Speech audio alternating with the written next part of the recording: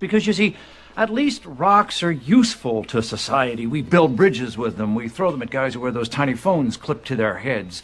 You will be deleted.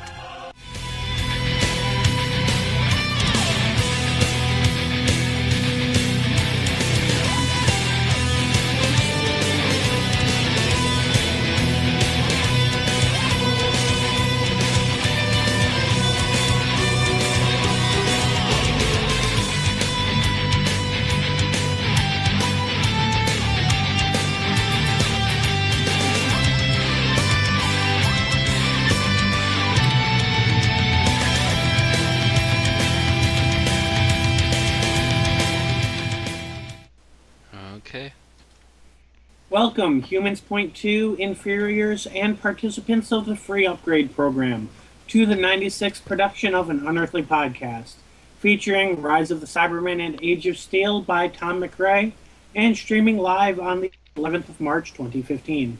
I am Bill Sylvia, the Man in Black, and with me are Matt Winchell, Nanu. Randy Ronson McCullough, Always a pleasure.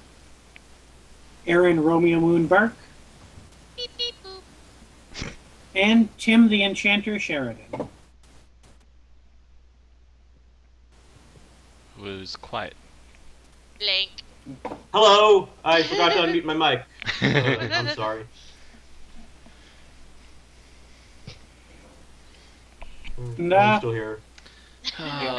So straight on to the news then? Yep, to our Straight on to news morning. with Aaron's got our first bid this week. Unfortunately, we've Didn't had have a a death in catchy the segue. family. Yeah, unfortunately, we've had a death in the family. Hugh Walters has passed away at the age of 75. He had 3 roles in Doctor Who. In 1965, he first made a cameo appearance as William Shakespeare in The Chase. Yep, he appeared in the Time and Space Visualizer. He was also the commentator Runcible, alongside Tom Baker in 2 episodes of The Deadly Assassin. And Who his final died. His final performance in the series was as Vogel, the secretary and assistant to Kara, in the Colin Baker story Revelation of the Daleks. He also had Don't remember if he died in that one. Probably Yeah, I died. don't know either. Yeah. Yeah, a lot of people. It was a Dalek episode, so probably everybody that was on the cast died. Just about. Yeah, he had a long-running career in British television. His first major role was Georgie in the 5th series of ATV situation comedy The Larkins. He also played Smike in Nicholas and Nickleby, 1968 BBC production version. In 1970, he played Wamba in the miniseries Ivanhoe, and he also had regular roles in Sentimental Education and Never Say Die. And amongst many others, he was also in Terry Nation's Survivors, as he played Vic Thatcher. So, Never seen Survivors. Was that the one on the moon? No, you're thinking of Space 1999. Ah, yeah, he was in Rumpole of the Bailey. That's, I've seen a few of those. Not much. And just about everybody's been in Z-Cars, apparently. everybody that's who was in 50s and 60s BBC at least. He was in Because the Z-Cars has gone on for years. He was in the docudrama Core Blimey. I think I've heard of that before too. Core Blimey. All right. Well, on some happier news, we have some birthdays for people who are still with us. In particular, John Barrowman and Alex Kingston. They both died on screen, but they're both actors who are still with us. Both of them have appeared also in Arrow. John Barrowman is 48 and Alex Kingston is 52. If you Happy watch birthday Arrow, to you them. would, if you watch Arrow, you would know Alex Kingston as Laurel Lance's mother, Dinah, and John Barrowman as Merlin, the one of the reoccurring bad guys, Malcolm Merlin. For some reason, his first name escaped me. Ah, Maybe you didn't like alliteration. Oh well, it's not for everyone. So happy birthday to them. Are we moving on to other news? Mm-hmm. Yeah. All right. We're not reporting a death. It was. It could have been worse. Harrison Ford has been injured in a plane crash. He was flying a single-engine plane. He's a licensed pilot. He had left Santa Monica Airport, but he had reported engine failure and attempted to return to the airport, but he had to land on a golf course, as you do. He was battered and is expected to make a full recovery at the hospital. And I'm reading that the onlookers were afraid that the plane was going to explode in a massive fireball because the engine was the fuel was leaking. And that makes me think: is this one of those things where it's like a Hollywood thing? Like, I'm not sure about the actual physics of engine fuel. Like, does it really ignite like that? Or If there's a spark. Yeah. If there's a spark somewhere, yes. It can go up pretty quick. And with a wrecked plane, it is possible to get sparks, especially from a broken engine that still might be trying to function. Or from it's not the quite as conveniently timed as it was an Enemy of the World, but it does happen. Yeah. Also can come from the electrical system. Yes. Given our context, I'm having trouble deciding whether to make a TARDIS unreliable landing joke or a Millennium Falcon broken hyperdrive joke. I would go with the Millennium Falcon broken Millennium hyperdrive Falcon. joke. Good. I was personally thinking this goes to show that Harrison Ford doesn't have a real life Chewie to tell the mechanics that one goes there and this one goes there. I think Peter Mayhew might still be recovering from pneumonia. He wasn't there to fix the engine. Or at least yell his protests at Harrison. Right. Yep. But that all being said, we're darn lucky he's still around. Also, apparently he's been well trained enough because apparently even a crash like that could have killed him. Oh yes. Most He's air not a crashes young man tend to be either. fatal. Yeah. Mm-hmm. And from I've what already I actually- understand, this is what his third crash. Something like He that. pretty much is Han Solo at this point. Yeah, you would think He's either that or he's Launchpad McQuack. you would think after the first two he would have been like, okay, maybe flying's not for me. But then Okay, again, now he flies. I want to see Harrison Ford play Launchpad McQuack in the live-action DuckTales movie. I think he's too old now. If they had made one Well- in the 80s, he would have been perfect.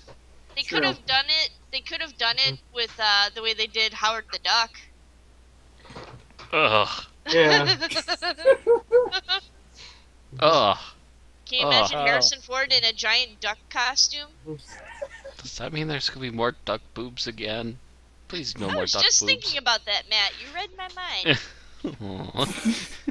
Aw. Do we have Anyway.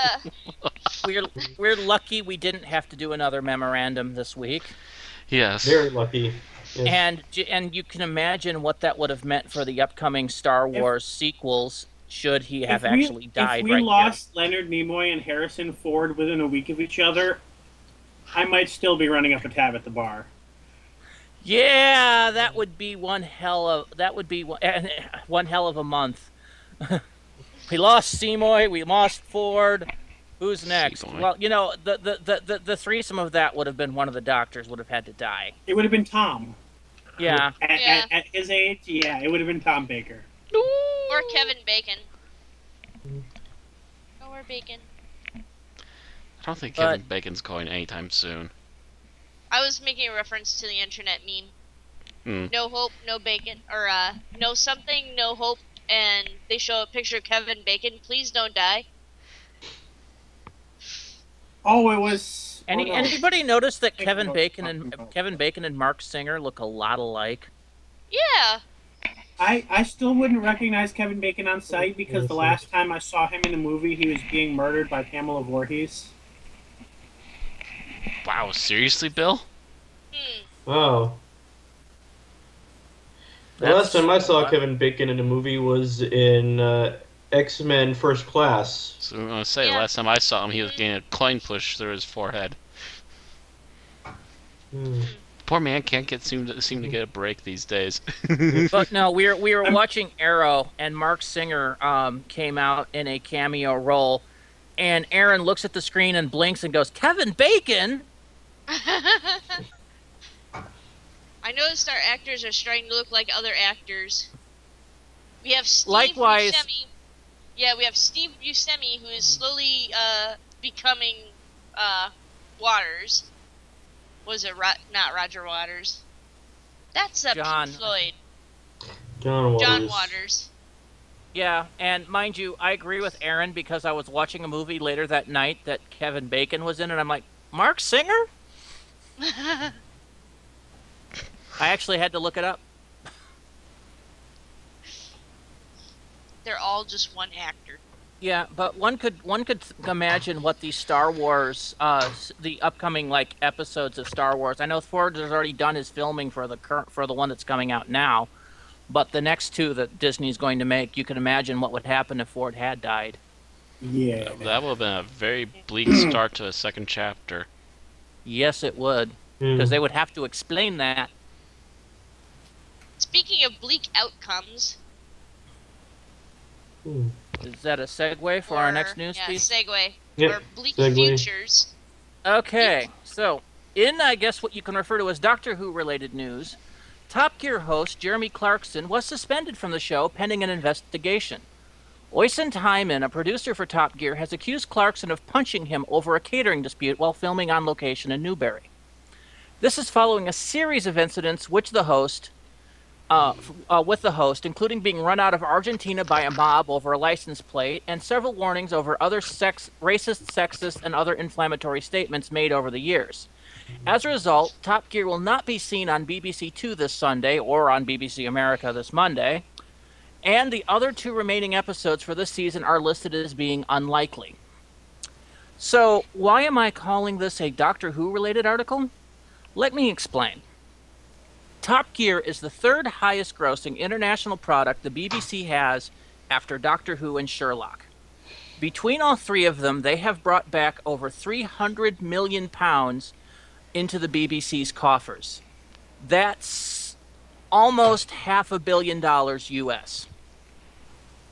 And this is at a time where the BBC has lost financial support from British Parliament and sorely needs the extra income to maintain quality programming. Part of what has made Top Gear so successful is the dynamic between its three hosts, Jeremy Clarkson, Richard Hammond, and James May.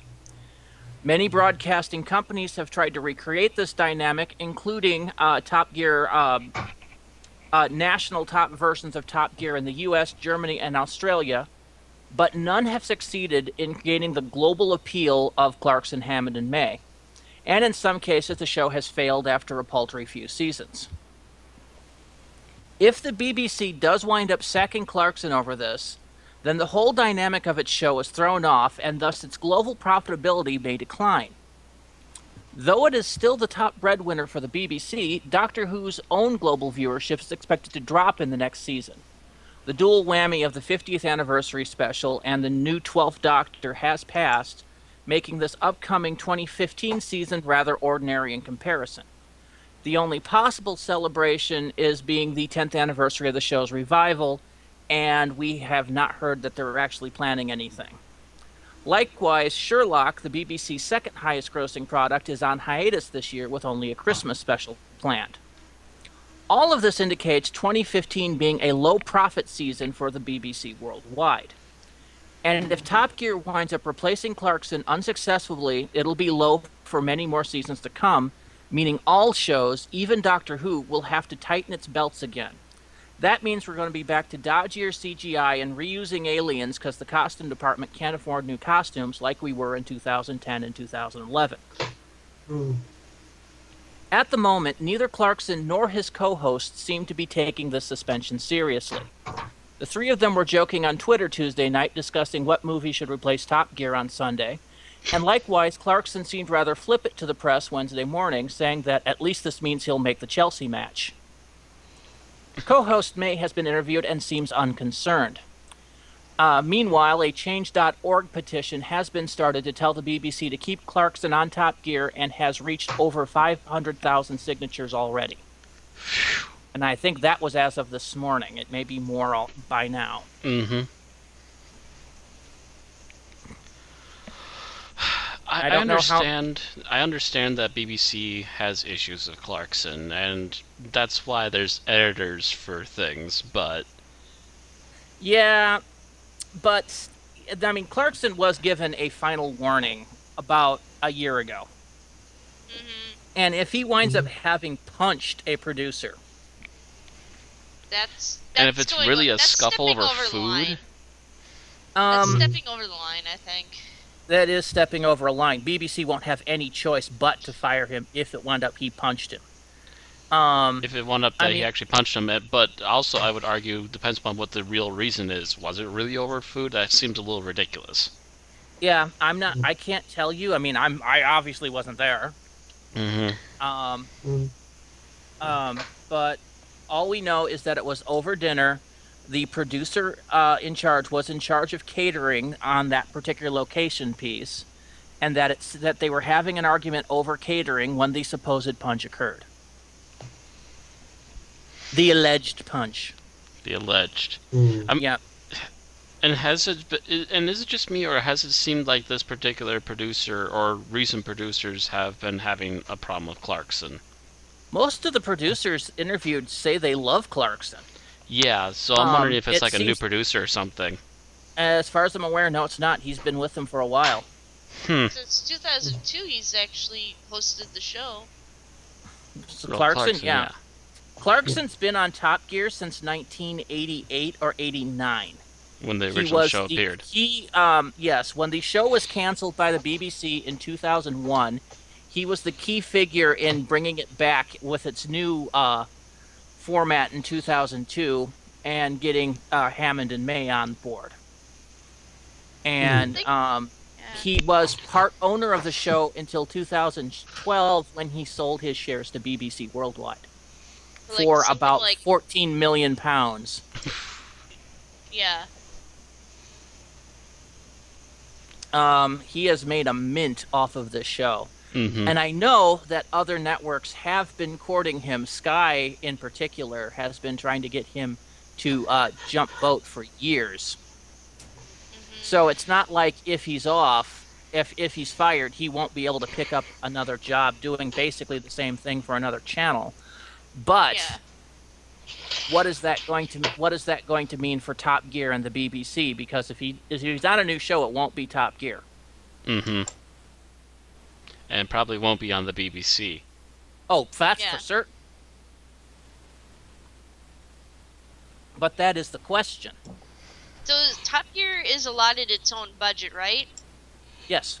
Yes. So if Top Gear winds up getting canceled, they don't do anything with it. They just cancel it. Where does all that money go that they would give Top Gear? It would probably go to producing whatever show would be replacing Top Gear in the lineup.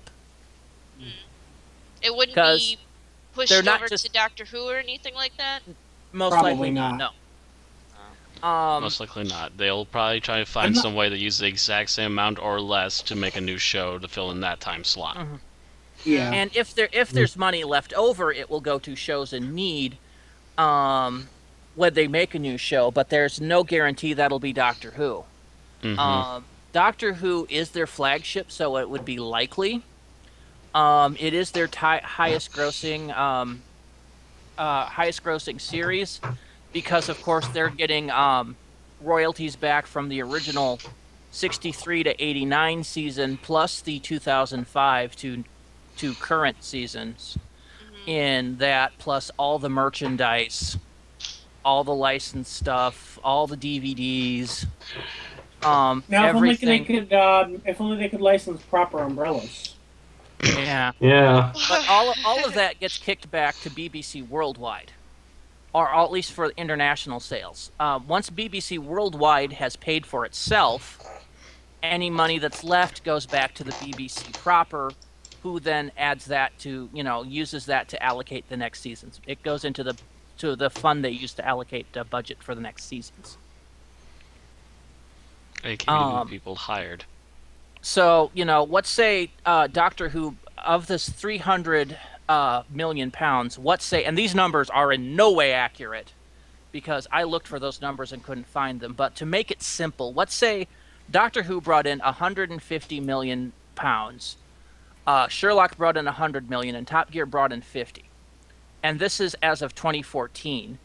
So we're looking at a downward trend in Doctor Who, let's say probably a 20 million pound drop. So 130. Sherlock, which brought in 100 in 2014, is not having anything but a Christmas special. So all you're getting is DVD, merchandise, and whatever they can get for shipping the one Christmas special out. Let's say that goes down to about 30 million. Then we get to Top Gear, which has just lost 3 episodes out of an 8-episode series and might be losing its second series this year. It usually does 2 series a year, one in the spring, one in the fall. If they have to replace Clarkson. If they replace him and it's unsuccessful, their ratings will go down and its marketability will go down. So that 50 million will probably drop in half and then probably halve again each successive year as the show falters and fails. So 25, 70, you're easily looking at 100 million pound drop in the net profits going into the BBC. Or going into BBC Worldwide, of the gross profits going into BBC Worldwide. And that's not a number to sneeze at.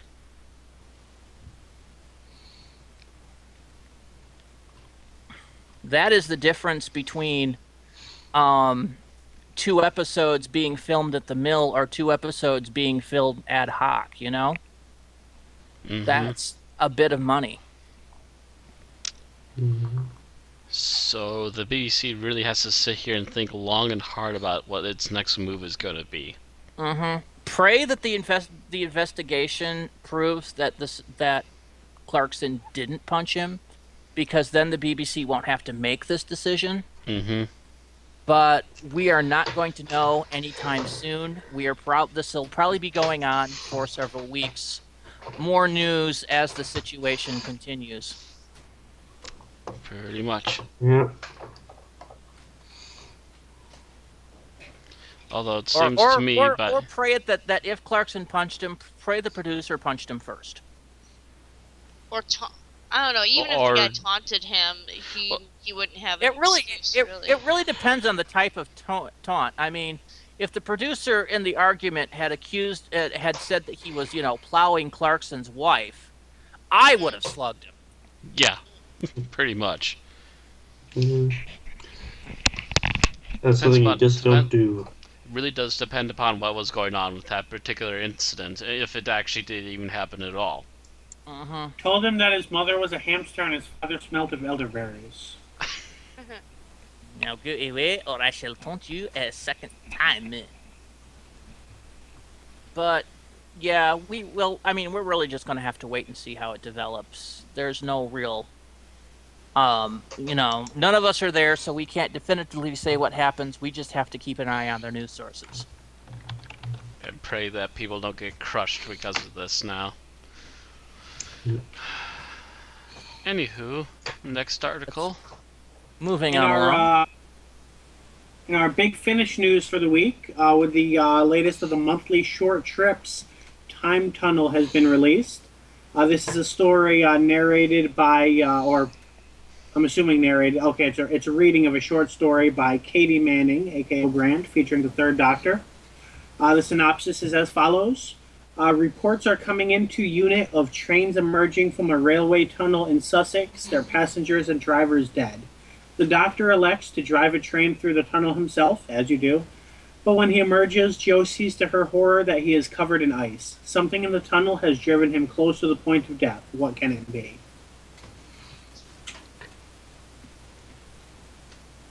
An evil snow cone maker?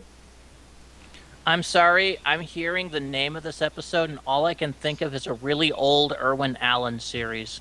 Yeah. The Time Tunnel.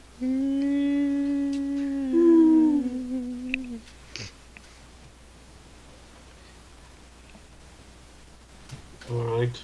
And that's about it for Big Finish this week. There were a lot of trailers, but we don't really cover them, seeing as that we can't play them all, and you really have to get excited about every release to cover a lot of trailers. That's about it for our news this week. Yeah, it's a light news week. Yep. Yep. It'll happen. So, anybody seen any good movies lately? Riddick, I saw that on HBO the other day. Oh, what did I watch again recently? Me and Mikey had movie week last week. I'm trying to remember what it was. Oh, we watched not Evil Dead, Army of Darkness again. Yeah, well, you can. I used to watch that movie every Halloween. And as soon as I can find my copy, I may start watching it again. Well, this will be the first time Mikey has seen all 3 of the Evil Dead movies, so it was a fun little romp. There are 4. Technically, there's a remake. I don't count that as part of the original trilogy, thank you. Yeah, I wouldn't either.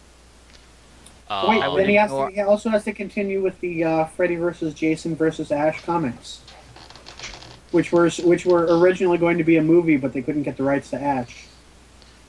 More like the people who were behind it wanted someone to be a definite winner, and no one wanted to good place who the definite winner should be.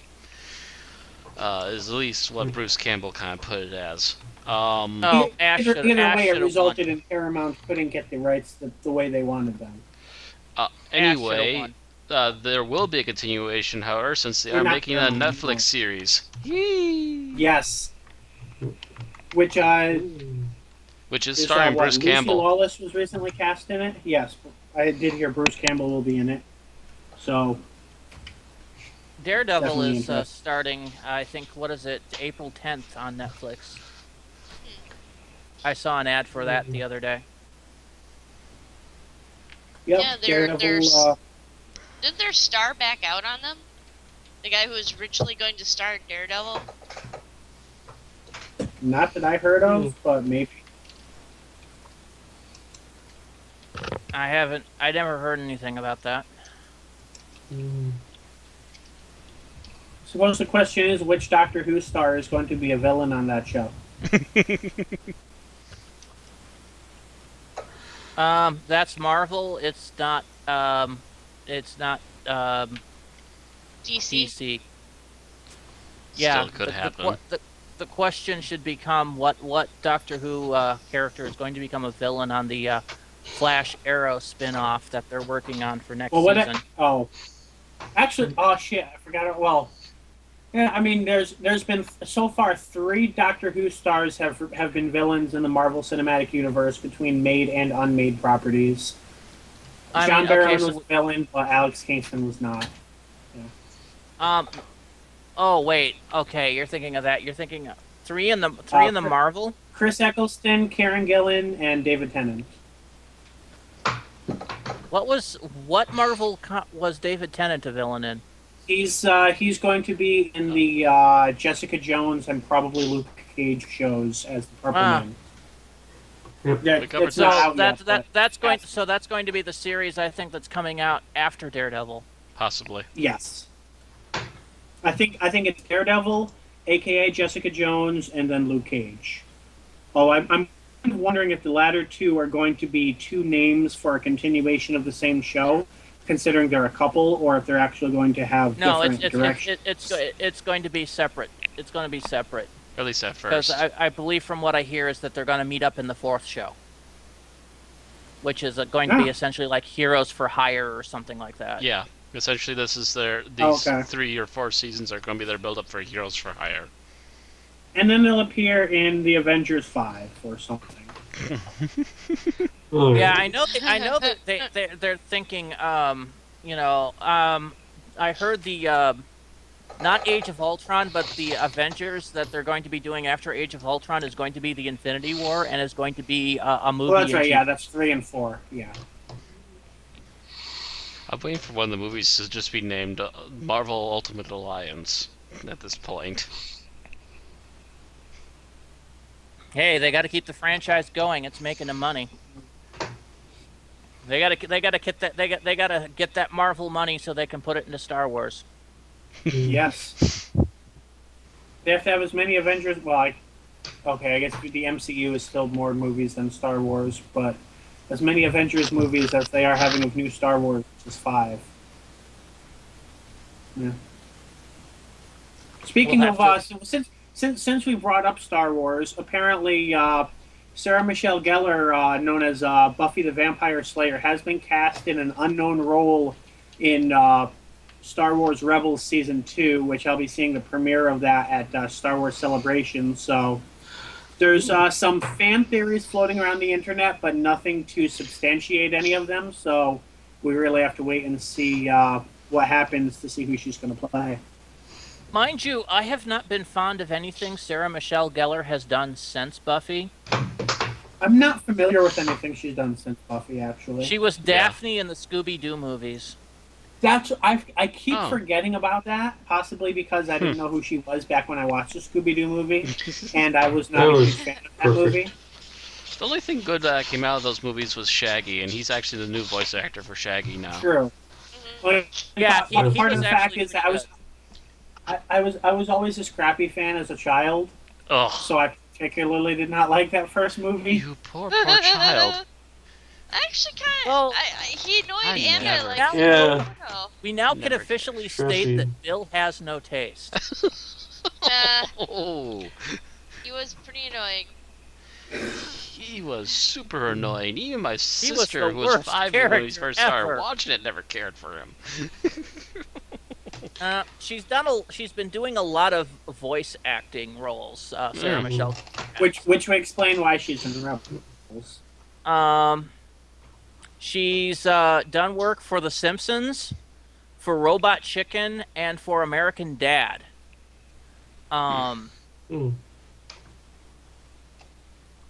And film-wise, she did Scooby-Doo, she did The Grudge. She was the voice of April O'Neil in the 2007 TMNT movie. I actually did not realize that. Huh. I have to watch that movie yet. And nothing in particular else that sticks out to me and appeals to me. And of course, she had her series with Robin Williams that tanked right before he offed himself. The crazy. Yeah. Which I hear that series was actually really good. People are still surprised it got canceled. I had heard things that people that didn't like it. I know Kind in of particular my mother was mixed or enjoying average. it. What's that? I know in particular my mother was enjoying it, and she's kind of a stickler, to be honest.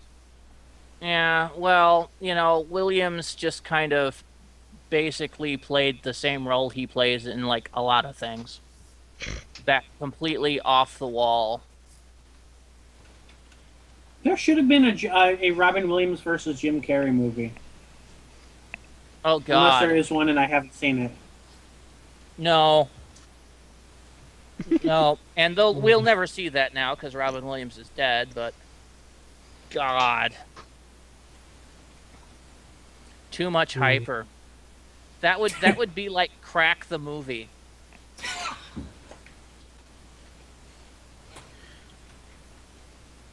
Yeah, would. Robin Williams and Jim Carrey present Mad Magazine, the movie. You know, that could actually work. It was a TV series. Mm-hmm. Just having Jim Carrey press his face against the screen going, "What, me worry?" Robin Williams right. doing his one-man show. And of course his name is Robin, and when I'm picturing Jim Carrey teamed up with someone doing crazy shit, I think Batman Forever. I'm kind of picturing him in that movie now, and it would be even more off the wall.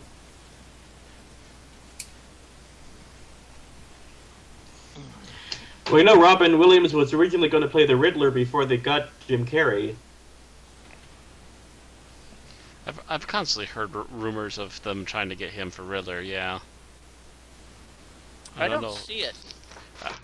But then again, I've always been fond of the more cerebral Riddler than I am the hyper off the wall Riddler. Yeah. In fact, the DC animated universe the Bruce Riddler. Wayne from that movie should have been the Riddler. Which one was that? Was that Kilmer? Yeah. I don't remember. I can never remember which is which except for Keaton and Conroy, and West. Robin? Yeah, that was Val Kilmer, who as I've said to other people, makes a good Batman, but doesn't make a good Bruce Wayne. His Bruce Wayne made me think Riddler. His Bruce, it's like, his Batman mode doesn't turn off. And then of course he was replaced by George Clooney, whose Batman was essentially Bruce Wayne. His Batman felt like his Bruce Wayne. Clooney makes a great Bruce Wayne, but makes a very ham-fisted Batman. Mm-hmm. One thing about Keaton, he was very good at being Bruce Wayne and Batman, even if he didn't look the part. Which is why So we needed a sequel with him. Anything else we want to cover before we go into our serial for the week? No, I think we've covered just about every level of geekdom we could touch. Yeah. I could go. I could spend 5 minutes talking about the Mutants and Masterminds campaign again. Then we get the role-playing aspect, but that's about it. That's okay. I'm the only one watching the stream. I could go on about my new box sets. Yeah, all right. So let's go ahead and let's talk about Rise of the Cybermen: Age of Steel. Anyone want to do the summary before I start? Volunteers, going once, going twice. All right. So we start off in the TARDIS with Mickey, Rose, and the Doctor. The Doctor and Rose seem to be telling a nostalgia story for them while Mickey's standing near the console. He interrupts them by asking if he can remove his hand from the console. Apparently he'd been pushing a button for about 30 minutes now, which the Doctor and Rose had apparently forgotten he was there and left him holding it for 29 minutes too long. This irks Mickey off, but before he can say anything, the console seems to explodify. The Doctor quickly tries to see what's going on, and according to the Doctor, they'd fallen out of the time vortex, which should have been impossible. But he can't find anything, no time, no space, and then they crash. An airbag, and air masks fall down. I'm like, really? The Doctor's going on about how this is possible and how they're doomed. They're all going to die, and we're in the middle of the void, the middle of nowhere, which Mickey says is London. As they step outside, and they're in downtown London. Apparently on February 3rd of the year they're supposed to be in. Except London has Zeppelins. Yes, that's right. We've gone into that classic sci-fi cliche of the alternate dimension. Nobody has beards. No beards. No beards. Meanwhile, a man by the name of John Lumick, who I am going to be calling for the rest of this summary Davros Replacement, is sitting in his bath chair working on his latest creation, Big Metal Men, who he uses to kill one person before heading to Great Britain, where he's apparently going to be building a factory. He needs to get these creatures approved by the United Nations before he can go into mass production, which is not going to happen.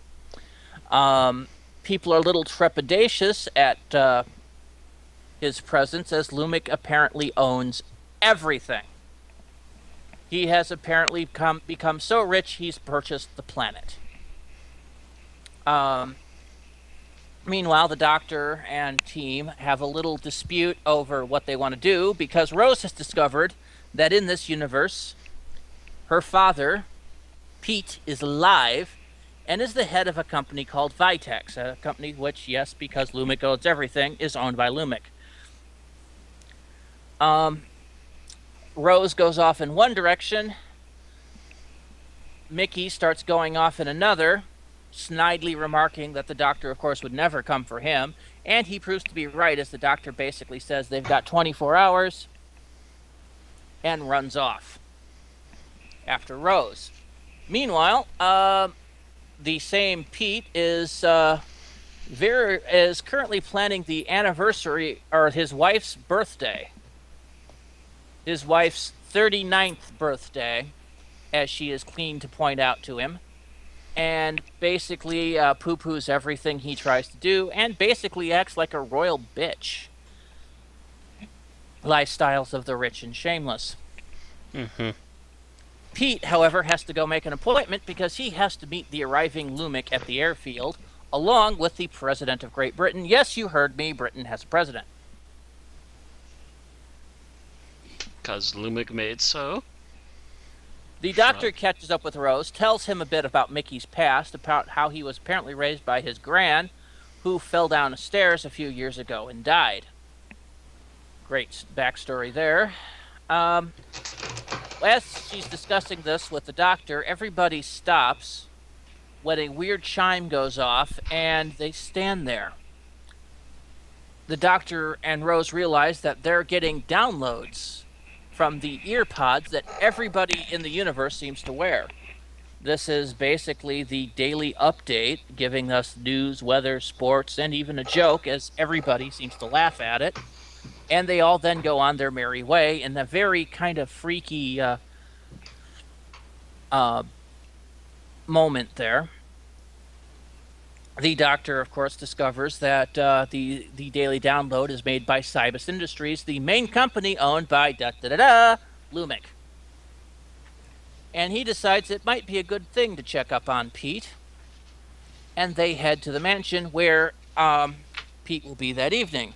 Meanwhile, there has been a brief discussion between Lumic and the heads of state where the president has categorically said no to Lumic's upgrade plan. Lumic bids them leave, and therefore proceeds to start his plan anyway. Why? Because he's evil. His people have been going around in big vans, capturing homeless people, and basically converting them into Cybermen. This is caught in film by one person who turns out to be a friend of this world's Mickey, whose name, believe it or not, is Ricky.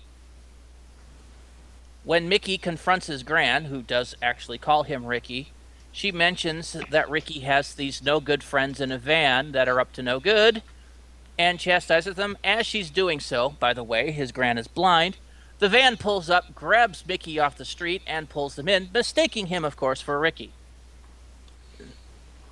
The friend is here mentioning that he's got this on film. Mickey is, of course, confused about all this and what's going on, and apparently this is some kind of resistance movement up against Lumic. They proceed to take them to their main headquarters, where they find, guess who? Ricky. Mickey is tied up and interrogated, and Ricky, of course, can't believe that this guy looks just like him, seems to have the same origin. And they briefly discuss the concept of him being a clone until the older female of the group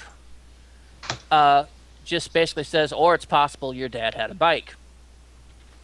But But they can't dwell on this. They decide to bring Mickey with them as they go to confront Lumic at Jackie Tyler's birthday party. So then we cut back to show A with the doctor and Rose heading into the birthday party, disguised as waitstaff, which irks Rose to no end, as with psychic paper they could have come in as freaking ambassadors or royalty. But no, the doctor says, if you want to learn information, pose as the waitstaff. So they discover that Pete and Jackie's wedding is on the out. He's moved out. But other than that, they don't seem Marriage, to you leave. mean, not a wedding? Or yeah, their marriage, not wedding. Sorry, my bad. Is on the out. That they've separated, and Rose separates from the Doctor and tries to fix this.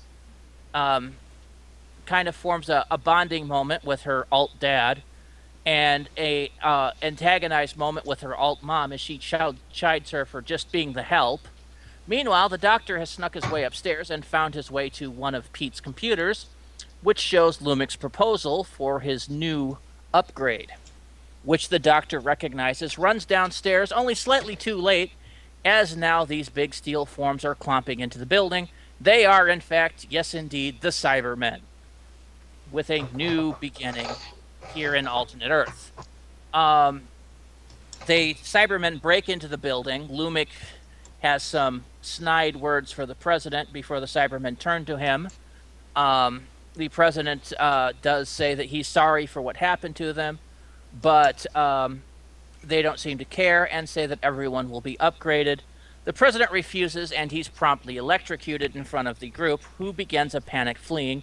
A lot of death ensues, and during the confusion, the Doctor and Rose break out of the building, and Pete winds up joining them. They run out into a field to be surrounded by Cybermen, only to run into Mickey's group, who was coming up.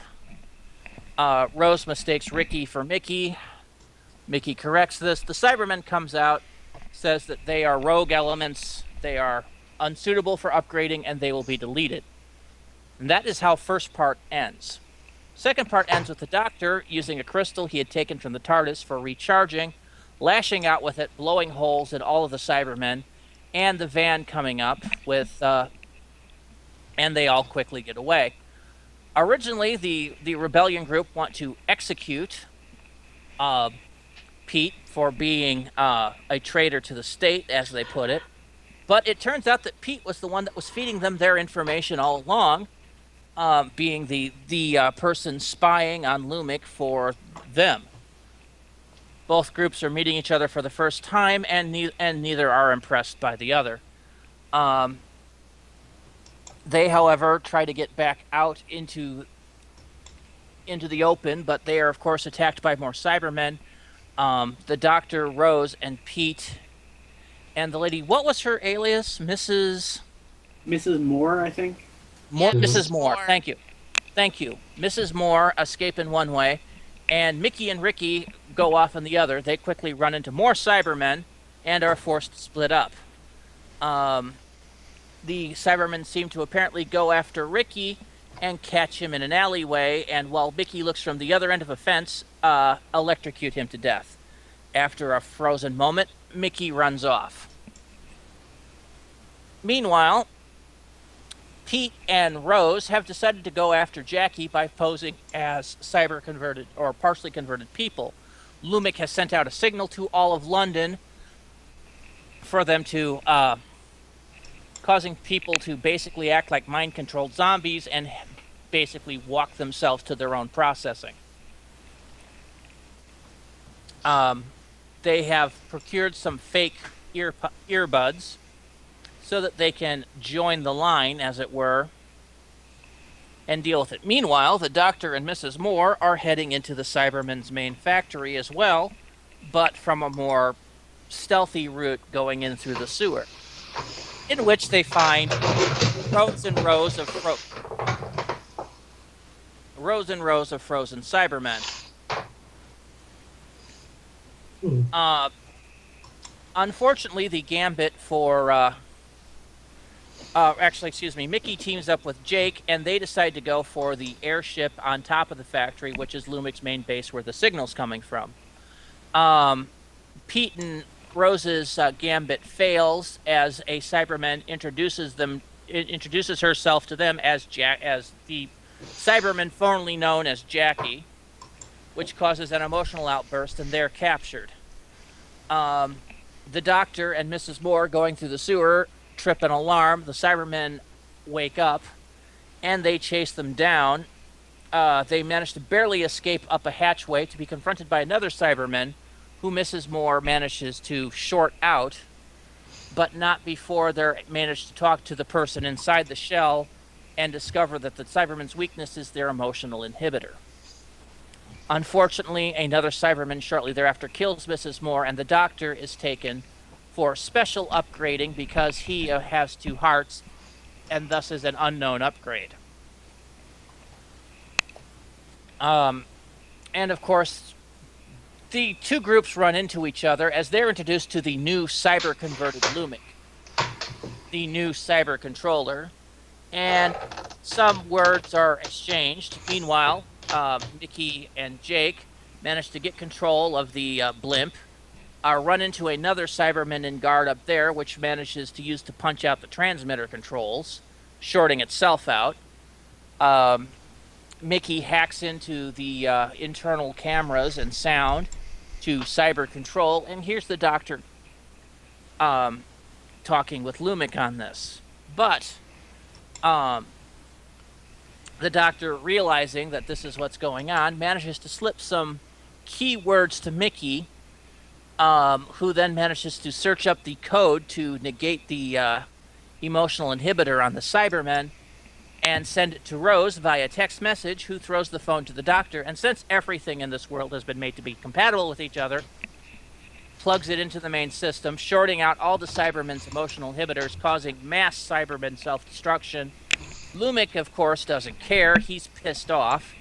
The group begins to escape to the airship on top, with Lumic in pursuit, which leads to a frantic climbing up a rope ladder. The doctor throws Pete his sonic screwdriver and has him cut the rope at the bottom, leaving Lumic to fall into an exploding factory.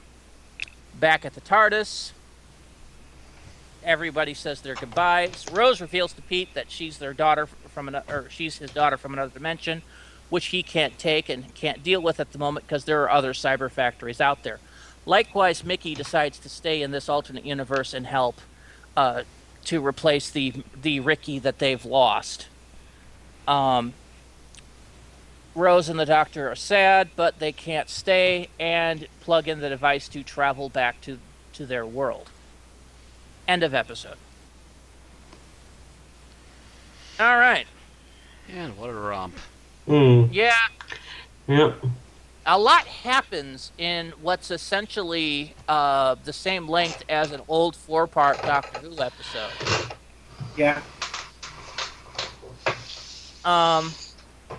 So let's go right into our what we liked, what we disliked. And we're starting with you, Matt. Of course.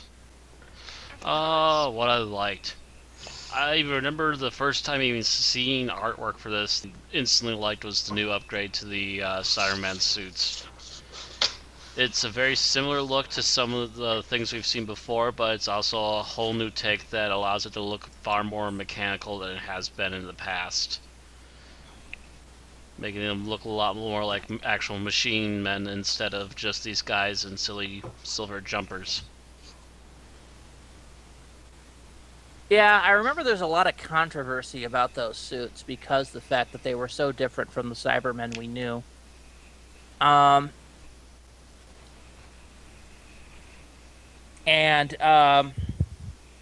I more or less like them, I like the newer suits better than I like these. Yes.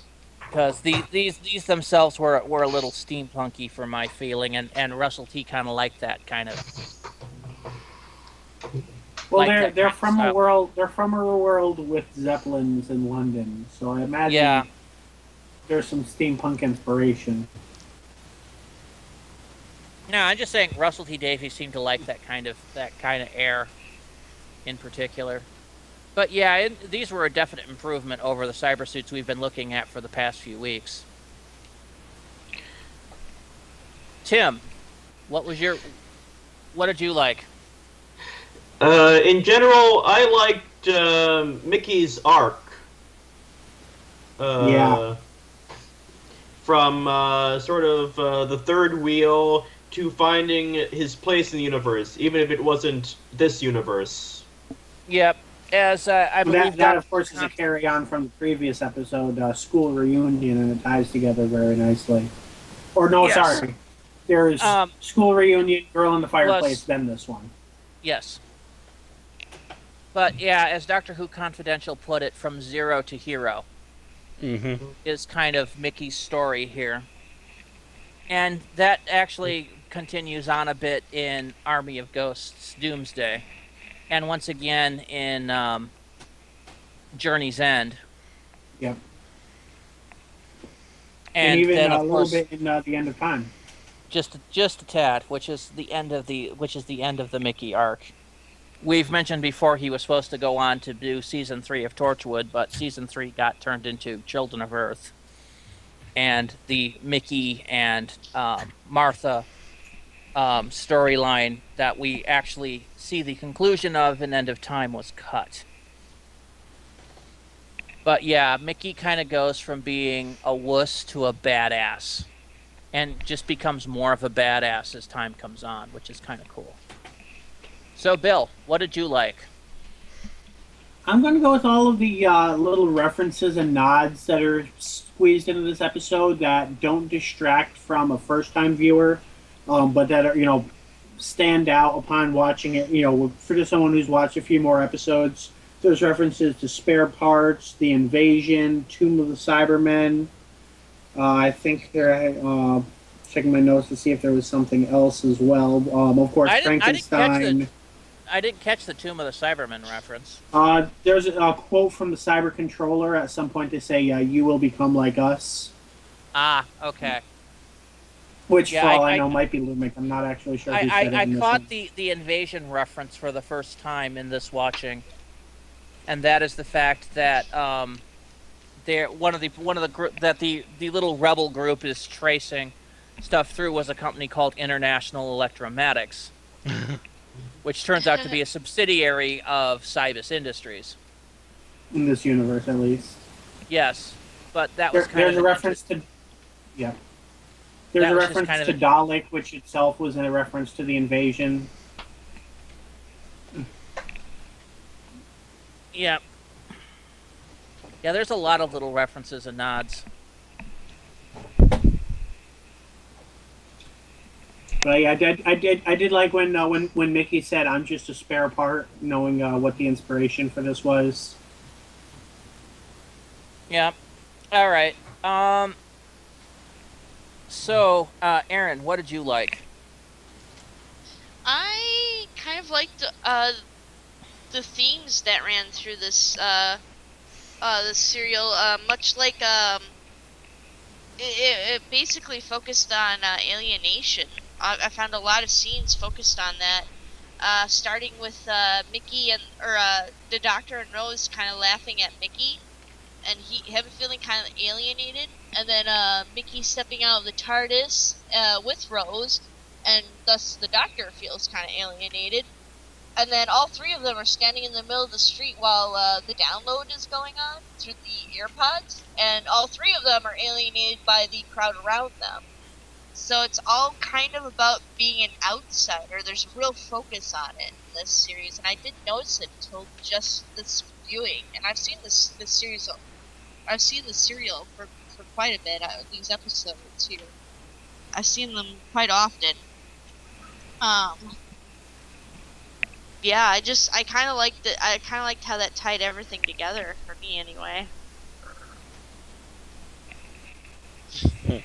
Yeah, it's interesting when you watch this stuff with a critical eye rather than casually, because you do tend to pick up stuff that you didn't before. All right, so what I liked about this serial in pretty much both episodes was the direction. The directing of these two serials was great, and this is actually was a classic Who director that did these. Yes, I think this was his first new Who story. Yeah, this is Graham Graham Harper. I'm not sure if Harper. that's pronouncing it right. which is the same director that did The Caves of Androzani, considered to be one of the greatest episodes of Doctor Who ever. He also did Revelation of the Daleks, a Sixth Doctor episode. Not the greatest episode, but not the worst. And I do believe it's probably the direction that made that a little better, although some of the stuff I could do without. He then proceeded to do this in 2006. He's done Army of Ghosts Doomsday in the same season. Would then proceed to do 42 and Utopia in 2007. He was the director for Time Crash. Planet of the Ood in 2008, The Unicorn and the Wasp, same year, Turn Left, Stolen Earth, and Journey's End, and the movie The Waters of Mars. And I think he's the only classic Who director that's been used in New Who as well. For darn good reason, from some of the stuff he turns out.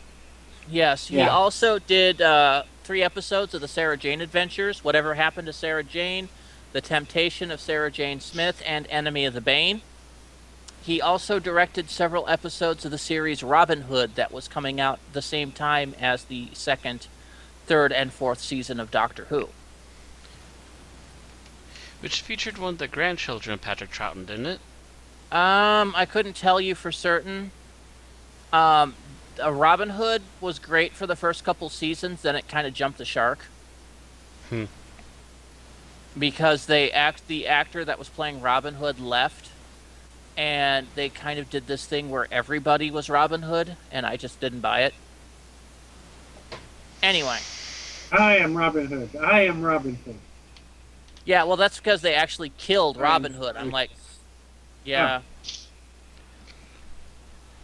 Anyway, so that's what I liked about it, was the fact that there were, except for a couple places, the directing seemed really tight, and I'm pretty sure that was like time cut edits that were made later. Like, we'll just shave 3 seconds off this to get it right down to the right time size, you know? Anyway, so what didn't you like, Matt? Oh, pulling hairs. What didn't I like? I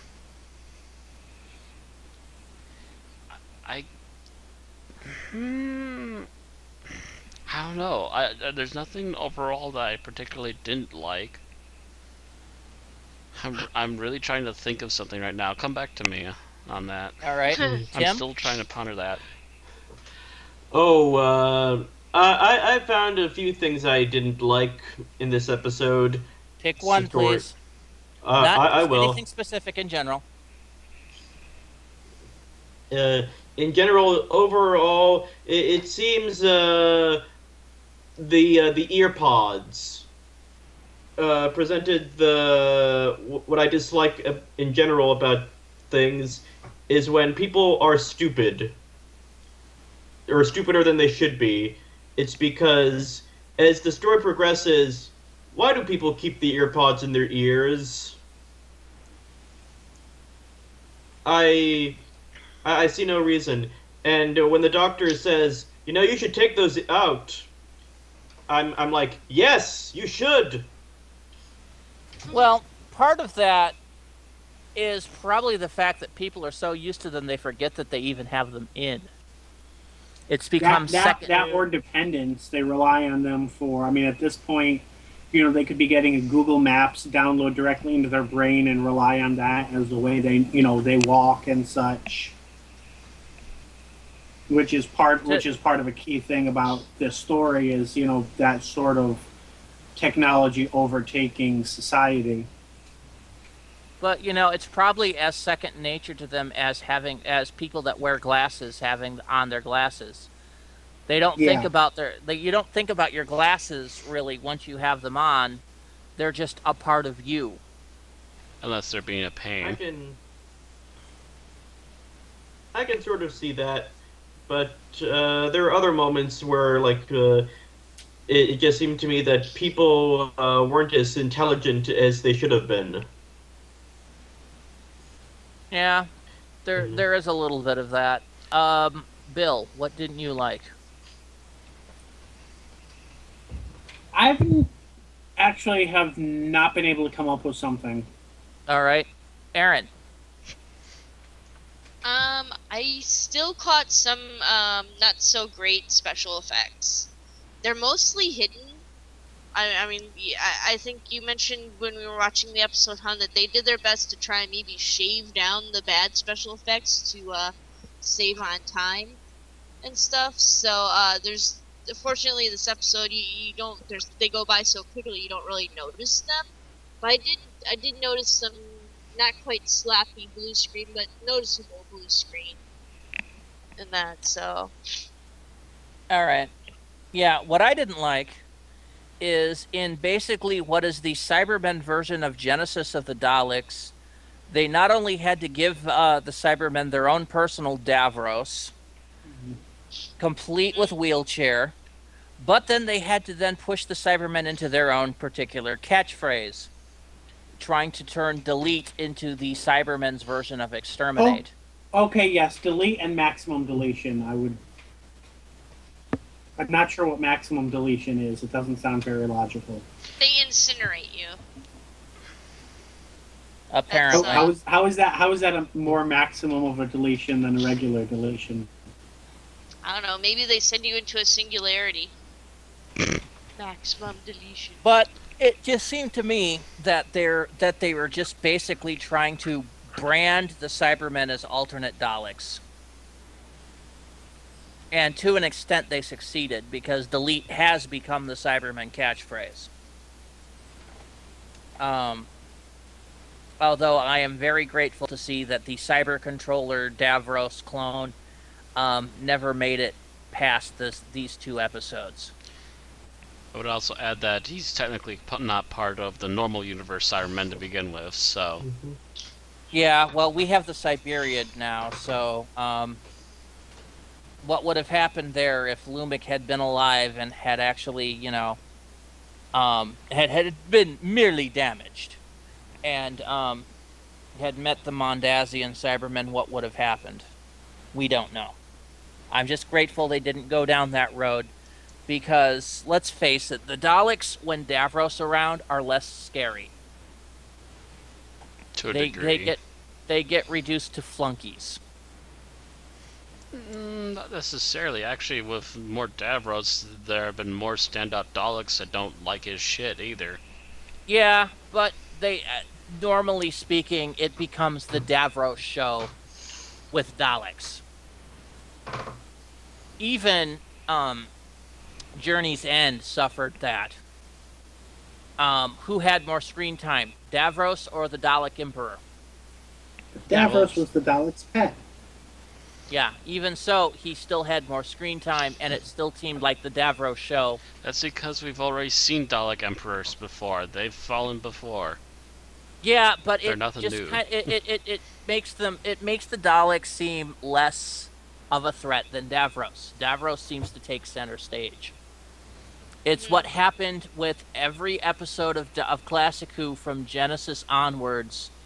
Is the second Davros was on the screen, the Daleks were either going yes Davros or scheming behind Davros's back to dethrone him.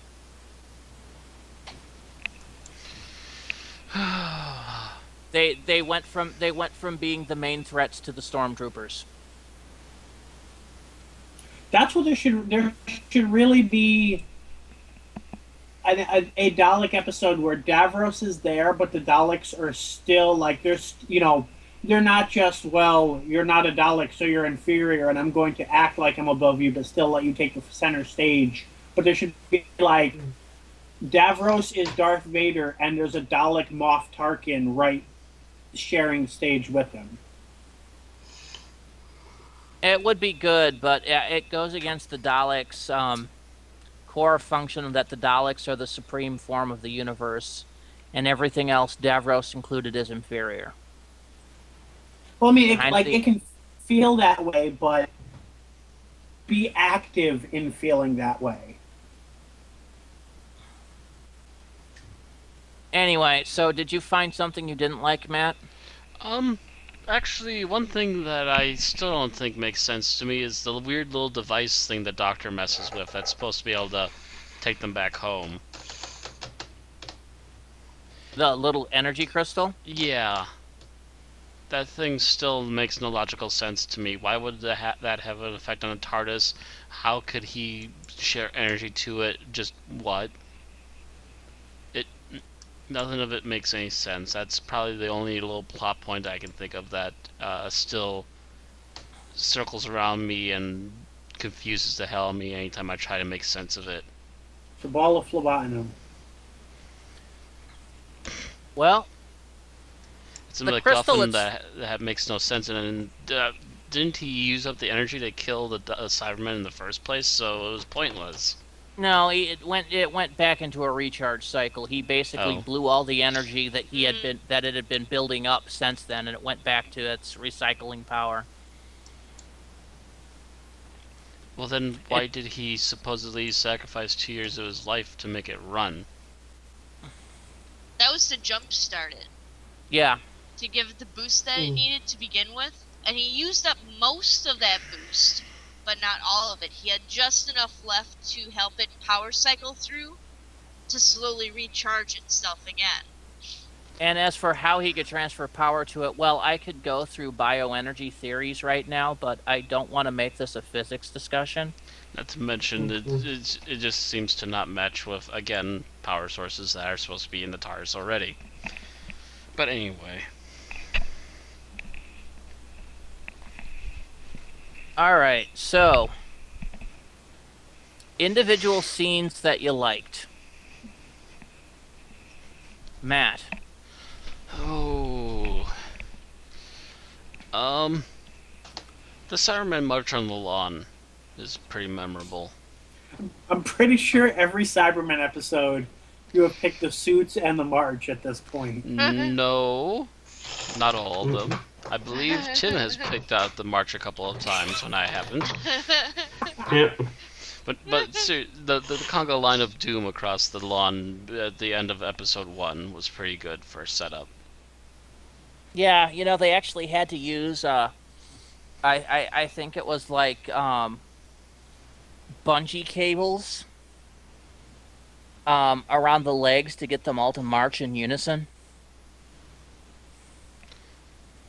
It was some kind of interesting effect. I remember seeing it in the Confidential for this episode when it came out. I don't know if it made the cut down version. I'm not sure how accurate that is because I'm seeing footage here of them from head to toe, and I don't see any cords of any kind. But okay. Well, whatever cords were probably segments. They set it up so that it'd be invisible to the camera, or edited out using post. But I remember them talking about how they had to do that in the making of. Yeah, if this was 70s Who, you would see the bungee cords. I think they're a little more professional than that nowadays. So, Tim, your favorite scene? My favorite scene is the scene where the Doctor and Mrs. Moore are in the ice tunnels, sneaking along past the sleeping Daleks. Because I know that this scene could have gone wrong. Did you say sleeping Daleks? I think he did. I think he I'm meant Sleeping sorry. Cyberman. The sleeping Cybermen. Yes, shame on me. The Although sleeping now I do want to hear somebody snore into a ringtone modulator. The jungle, Yes. the mighty jungle. The Don't go there, Bill. Daleks do not- it. Because I Damn felt the scene gave me tension nightmares the first time I saw it. and the suspense in this moment, but the conversation that the Doctor and Mrs. Moore had about like trying to keep their spirits up or trying to keep it light in when they're this close to certain doom. They pulled it off very well, I think. So, yeah, I love both the parts of that scene in there. I used to have a one of those demotivational pictures for my computer, which showed a package of Oscar Mayer hot dogs. And it said, hot dogs, the Cybermen of food, but it's tasty. Yep. Love that scene. All right. Bill, you're up. I actually thought Tim was going to take this one after his choice for what was good about the episode, but since he didn't, I'm going to go with Ricky and Mickey. Oh, The scene. You're, Ew! you're going to save the world. You're going to save the world from your kitchen. You got a problem with that? No, it's a nice kitchen. That scene. The drama and the comedy in that scene are both effective, and it's very well played. And I think that's the first time Noel Clarke really got to act in Doctor Who, at least all out. All right. Aaron? Okay, well, he didn't take my thing. Haha. Alright, so, my top pick was also a scene between Ricky and Mickey. It's the one where Ricky is talking to Mickey about the cool friends he has, and how because he hangs out with these people that he must be a pretty good person too. And Mickey just spins around towards him and is like, "Really? You think that?" It just like it was just like, "Aw, Mickey's been given a nice little confidence boost." Yeah. It was also better. very well directed scene on that point, because you almost had the Lord of the Rings Gollum thing going on, because they were identically dressed at the time. Only, unlike Lord of the Rings, they were actually supposed to be two separate people. Uh-huh. But it wasn't always obvious which one was responding to which was kind of cool. So it was kind of a reverse Gollum, actually. Yeah, I just thought that it was very nicely done. Yeah, I think I had pointed out, and after that scene, I went, that was a good scene when we were watching it. All right. So I had two scenes picked out, and none of you chose any of them. So Let's see if one of them was my backup or not. What was your backup? My backup was the opening bump where Lumic is doing his Frankenstein Nope. thing. Not Okay. the scene I chose. So the two scenes, the first one I had was actually the scene that Matt was complaining about, but earlier on was the bit where the Doctor was talking to Mickey about dimensional walls. And, it's actually the first time we see the Doctor actually treating Mickey like a companion rather than the third wheel. And it was kind of a nice semi-bonding moment, and I liked that. But the scene I have to go for as my favorite was when they accidentally broke the emotional inhibitor on the Cybermen, the Doctor and Mrs. Moore. Because it was such a sad scene. Oh, yeah. And so that was a real emotional scene. So I have to pick that as probably my favorite of the two episodes. So, which scene didn't you like? Matt?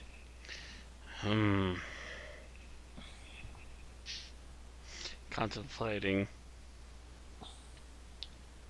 I guess the one part I have to complain about is there was this scientist guy that was helping Loomis. And he had some good scenes and all, but he was stupid enough to still keep trying to work for Loomis even after they tried to activate his things to obviously turn him into Cyberman. I think they caught him. But because like Pete, he was part of the creators of their race, they sent him straight to Lumic. I could have sworn he kind of went in to check in on things first to begin with, even after the attempt to take him over. He was marched in by Cybermen, so I assumed they caught him.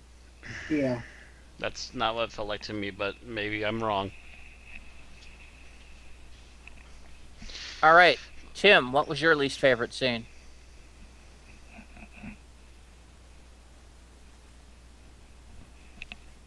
Do we have a Tim? First to Tim. I'm sorry. Sorry, it's some mic problem. My least favorite scene was the opening scene. Where Lumic says to his guy, and how do you plan to inform them from beyond the grave? And the guy says, Yeah. I don't follow you, sir. It's like, dude, he's going to kill you. Dude, yeah, I actually said to Aaron at that point, if I was that guy, I would have been running by then. Mm-hmm. I mean, Far away. This is like, every time this happens, I'm amazed, is that you never tell the insane, evil scientist, you're mad, I'm going to inform the authorities. At least not until you're out of his reach.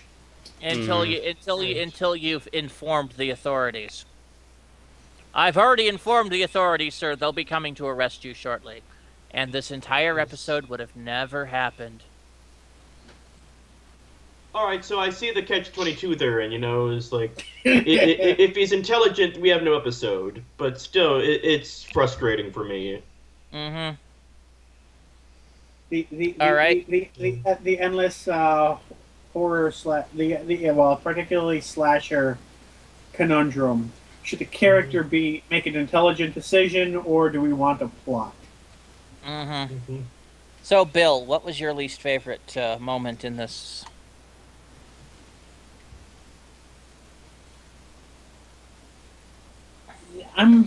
It's tricky. I'm trying to. I mean, I feel like I have a grain of something here, and that's. I'm going to say probably right before the scene where Ricky and Mickey are talking, where they're completely stumped as to Mickey being there, and it just feels like it would not be that difficult for him. Well, I mean, it would take some convincing, but he knows the answer, whereas he instead just acts like he has no idea, starts describing his own family and everything. Like, if you're going to give them the truth, you might as well give them the truth. I'm you, but from another dimension. It would be better than, my father is the same as your father, and I live the same life that you live, but we're not the same person. Yeah, but at the same time, he's deliberately trying not to fall on that plot of, I tell you the truth, but you don't believe me, which is a common Doctor Who cliche, by the way. But it would be nice to see that from Mickey, instead of the Doctor. Mm-hmm. Yeah. I see your point. Aaron, how about you? The one that I least liked, I guess, would have to be the cyber controller falling from the blimp. Because that was one of those, actually him climbing up the ladder and then falling down, because that was one of those times when I could actually see, my main complaint was that some of the blue screen was not so great, or some of the CGI was not so great. It was just like, okay. Yeah, that was definitely one of the irk. Yeah. Yeah. Alright, my least favorite is shortly before that, when everything's on fire and Lumik's tearing out the plugs attaching him to his chair, and he stands up, and he then has to look toward the camera and give the Darth Vader, no! I'm like, really? Fire Really? bad! Yeah, it was just kind of like, that's where you went with that? Oh, man. But really, that's like the only scene I really had to bitch about. Mm-hmm. So, anything anyone wants to bring up that we didn't mention? Apparently, the actor who played Lumik, his leg was broken shortly before filming, but since he was already supposed to be in a wheelchair, they did not have to do any rewrites for it. Yeah. And it was... That's fortuitous. It was one of the few times that we do hear a voice that wasn't Nick Briggs, because Lumik actually did the voice of the cyber controller. Nick Briggs did all the others, but... Yeah. It's just kind of one of those moments where you're just like, oh, wow. Anything else? Any other scenes that you want to place note on? Because, well, we have time. We've got about 20 minutes here before we have to evil go to in a final van. thoughts. Oh, I want to ask you guys a question. And I found one scene that supports this. Allegedly, this episode is adapted from Mark Platt's Spare Parts.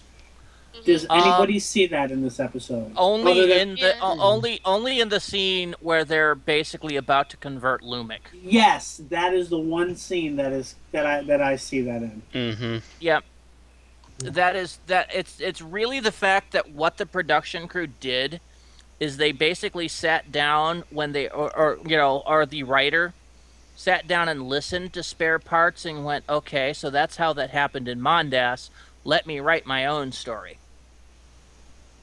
So he used Spare Parts as a frame of reference, and it's really only that scene which he actually started to semi-copy. Probably because he liked it. He probably wrote that scene first and wrote backwards. I think he watched that, and he watched Genesis of the Daleks. Because it does seem to be kind of Genesis of the Dalek-y story, only,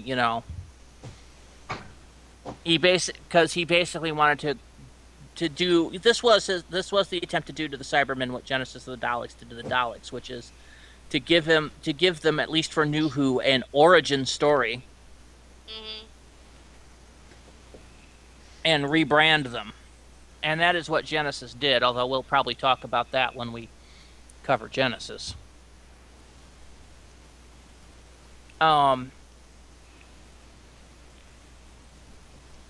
But yeah, I don't really see much else influence from Spare Parts here. Where and when this is happening is all too different from Spare Parts. Mm-hmm. Yeah. And how. And why. And when. But that's besides the point. So who here thinks that the Doctor and Rose were being colossal dicks at the beginning of this? I thought they were. Me. Yeah. I felt so sorry for Mickey, and then ironically, these guys are supposed to be the big adventurers of the series, and yet when they land, Mickey is the first person out of the TARDIS. And actually paying trying to attention and console actually them, doing yeah. something. Yep. And he's the first one to come up with the concept that it's a parallel world, too. Yep. Yeah. Well, actually, I think the Doctor figures it out, but Mickey figures it out before Rose. And it comes to terms with it that easy. Oh, it's parallel, right? Mickey is probably the one that actually watches sci-fi. Mm-hmm. You might get the idea, yeah. So, who here actually liked Mickey as a companion better than Rose by this point in the series? I think at this point, I kind of sympathized with him a little bit more. Yeah. Kind of being he really did feel like an outsider, like a human, like a normal human being. You know. I mean, I felt bad for Mickey from episode 1, although his actions kind of annoyed me. School Reunion is when he started to grow on me, and then this is pretty much the development from School Reunion. So this is really, by the end of this episode, he was someone who could be a companion, but he also knew, because of the opening scene, that as long as the Doctor and Rose were going to be together, he could never really be a companion. He had some first season stuff where he grew a little. I mean, he was very integral to them winning in World War III. Mm-hmm. And he managed to protect Jackie through that. I don't think he at least acted as part of the troop in Boomtown when they went to confront Blonde, Felfach, Pasmere Day, Slevine. Because it was like all of them. It was Jack, Rose, the Doctor, and Mickey all walking as a troop to deal with this. So that was, he felt like he was part of the troop there. And that's really, I mean, other than being reassurance for Rose and parting of the ways, the last time we see him before Christmas Invasion, where he does seem to backslide a little as far as his character goes. Only just a little. And then, School Reunion's really where we pick up after Christmas Invasion. And yeah, he's basically, at that point, decides that he's done being backup support on Earth. And so yeah, it's basically that's the part where he starts growing considerably. Which is ironic. He said in this episode he's done being the Tim Dog, but the Tin Dog, not Tim. But the role that he plays in the climax is a role that K9 could have played.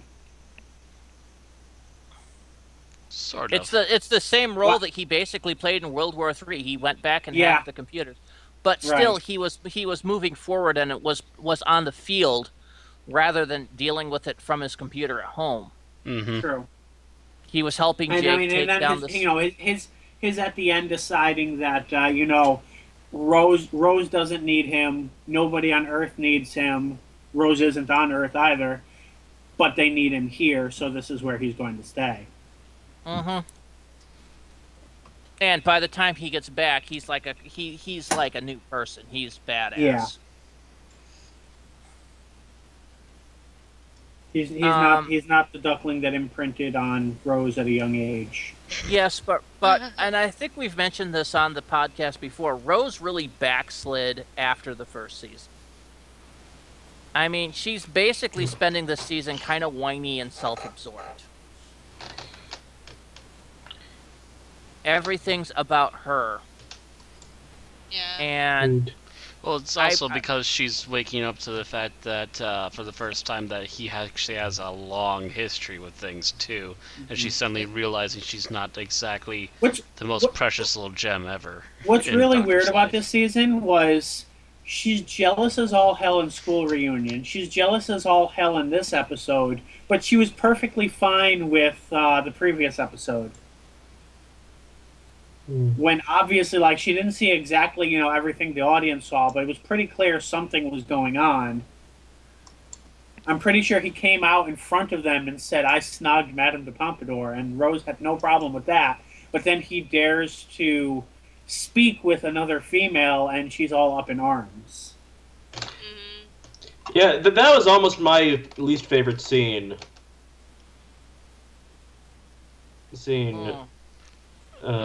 She still had moments, I think, in the previous episode too. But I'm like, the thing is, it's Girl in the Fireplace that feels out of place for me rather than the others, because the other ones, that seems to be her actual character trait. That's why it didn't bother me in this episode, because that's what I expect from her. I didn't really see her as that jealous in this episode, because she was more obsessed about Daddy.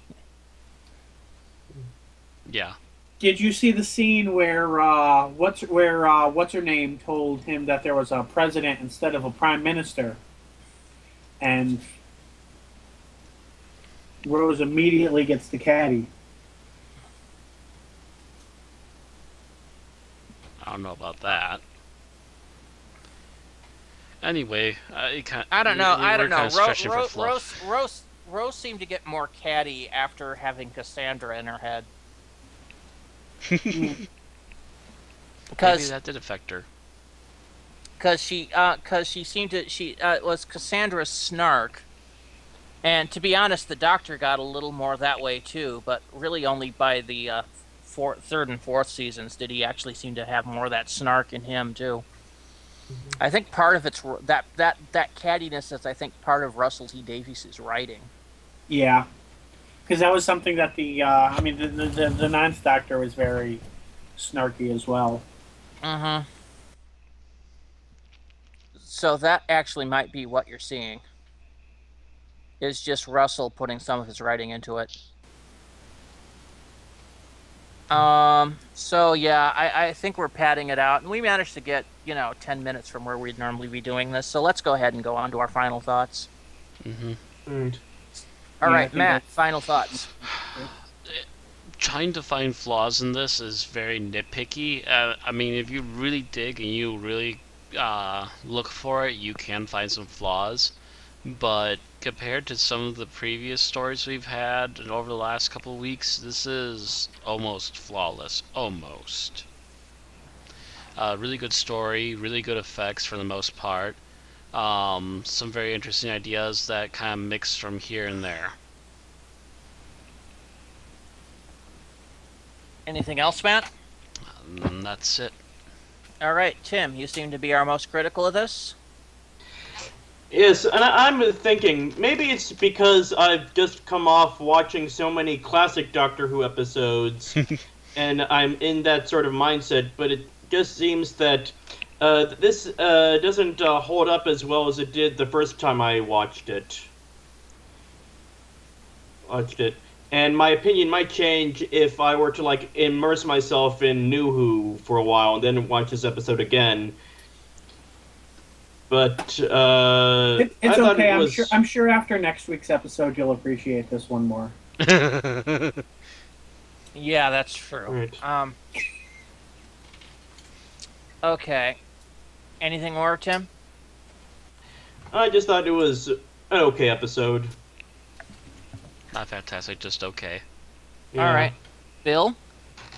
The first time I watched this episode, I didn't really form a judgment, as I often don't the first time I watch a show. The second time, I just kind of skimmed through it, largely because I mainly knew it was Mickey's departure episode, and I wasn't a huge Mickey fan, and because it's overshadowed by the season finale. Watching it on its own kind of gives it a fresh start for me, and I can appreciate a lot more of what it does right than I was able to do before, which causes it to be a lot easier for me to understand why this is such a well-liked episode, as it does stand a lot stronger on its own feet than being forced to stand against its sequel story.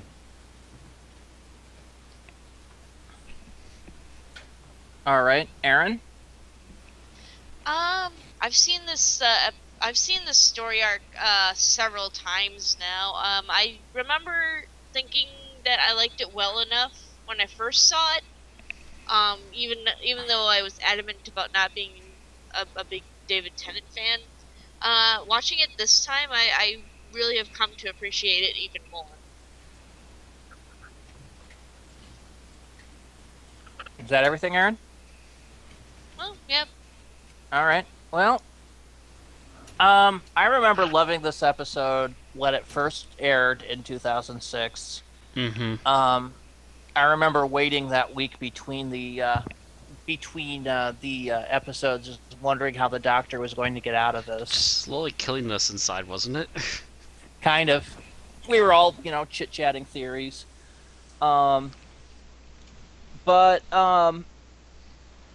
Yeah, I still come back to this episode, and I know there's a few people on the internet that hate it, and I don't know why. The directing on this episode is wonderful. It's the best. The writing is very good, and it is the best writing. It's some of the best writing that we have seen. The guy that did this also did The Girl Who Waited from the 2011 season, and while that's not the greatest episode, it certainly wasn't the worst of that season. Mm-hmm. I don't want to interrupt you, but I forgot a reference. What? Lumix Which says reference? excellent at one point.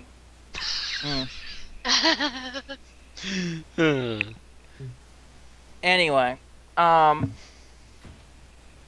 interesting enough, the writer had actually written an episode for the 4th season, which was rejected because it was too much like another episode. I wonder what that would have been like. The directing is Graham Harper, and Graham Harper is directing gold. You can't get much better than him. All of the actors were pretty much spot on for their roles. And while the special effects are dodgy in places, most of that was minimized by editorial cuts. Really, there's very much to say. There's very much. I can't really see anything to find fault in this episode. It's pretty darn good. There's maybe little tiny bits of wonkiness, and maybe then after that personal nitpicks, but other than that, yeah. All right, so now we go to scores. Matt. Do I or do I not? To do or not to do, that is the question in front of you now. Whether it is nobler in the mind to suffer the slings and arrows of outrageous trolldom. I got a coin here. Tails, so 4.5. How many of your ratings have relied on a coin flip? Quite Three. a lot of them. All Three right. or four.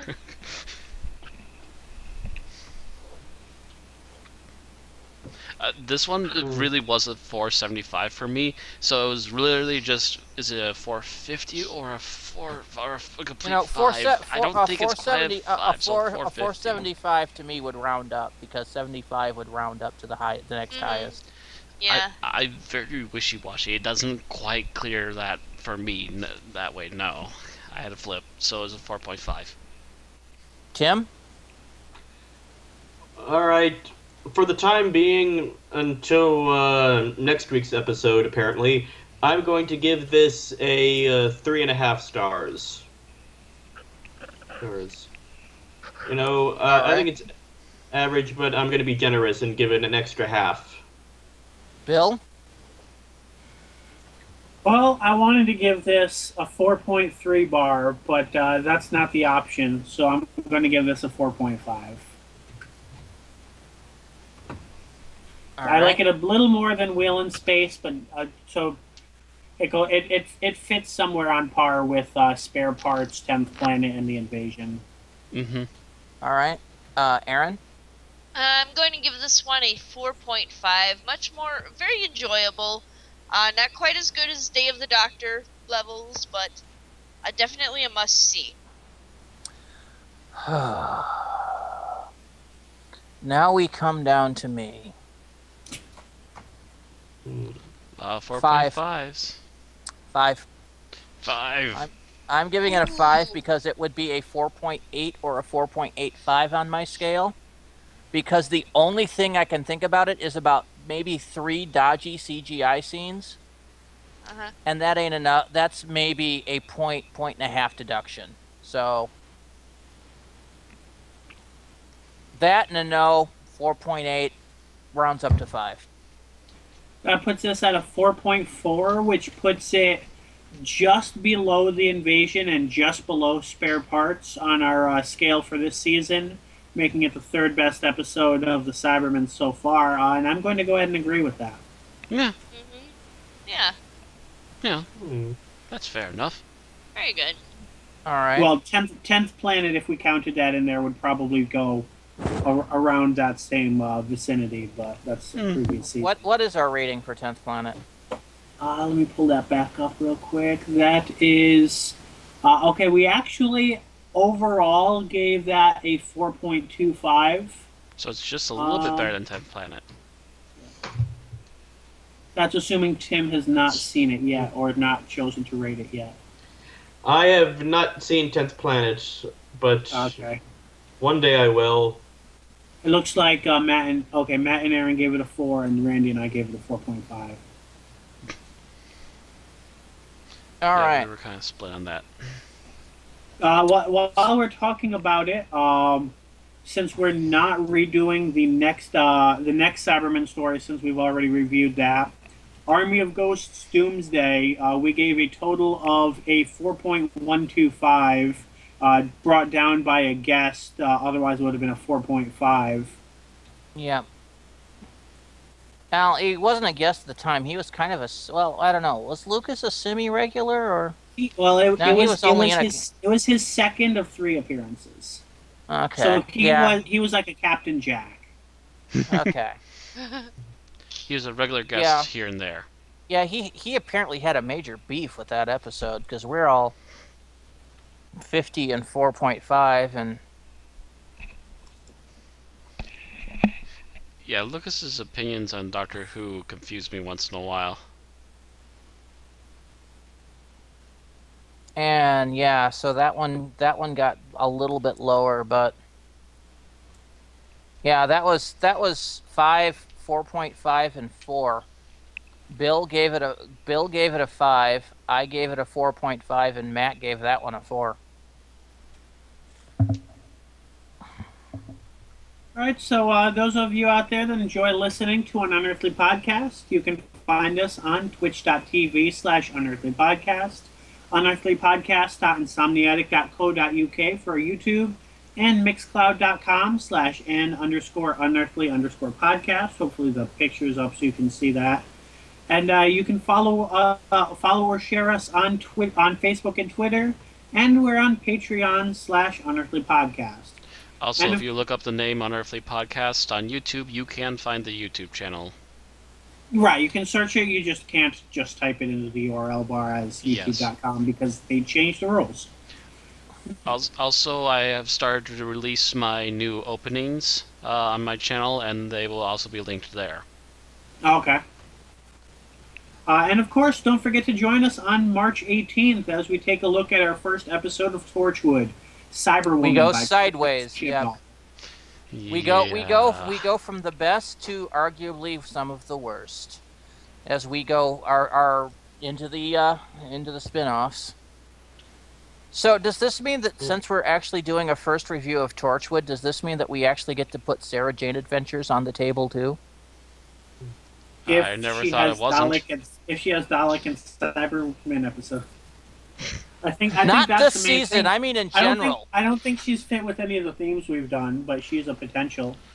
I think in general she was never removed from the list of possible review things. We've just never decided to go with anything of hers. I've just never watched a Sarah Jane, or I've only watched one Sarah Jane story. That's it. Somewhere in the schedule, I'm penciling in us reviewing K9 and Company. Randy's next. Yes.